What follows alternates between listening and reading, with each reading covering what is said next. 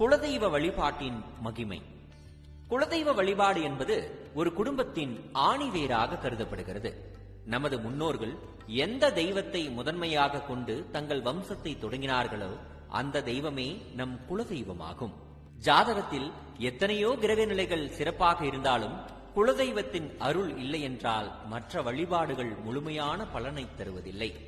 நம்முடைய இரத்த உறவோடும் கர்ம வினைகளோடும் நேரடி தொடர்பு கொண்ட ஒரே தெய்வம் குலதெய்வம் மட்டுமே என்பதால் அதன் வழிபாடு ஒரு குடும்பத்தின் அடிப்படை ஆதாரமாக திகழ்கிறது. ஆன்மீக ரீதியாக பார்த்தால் குலதெய்வமே நம் முன்னோர்கள் ஆகிய பித்ருகளுக்கும் நமக்கும் இடையிலான ஒரு இணைப்பு பாலமாக செயல்படுகிறது.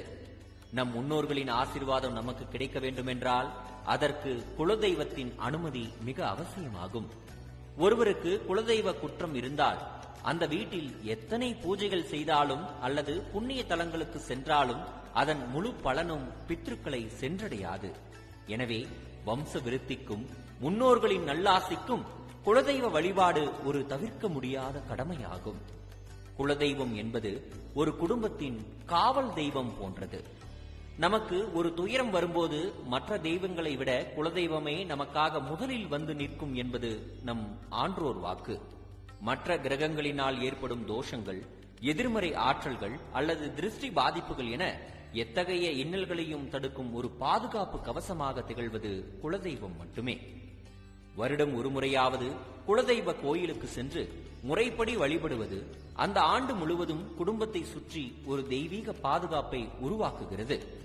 வாழ்க்கையில் நாம் செய்யும் அனைத்து சுப காரியங்களிலும், அதாவது காதுகுத்து, திருமணம் மற்றும் புதிய முயற்சிகளில் முதலிடம் பெறுவது குலதெய்வ வழிபாடே ஆகும்.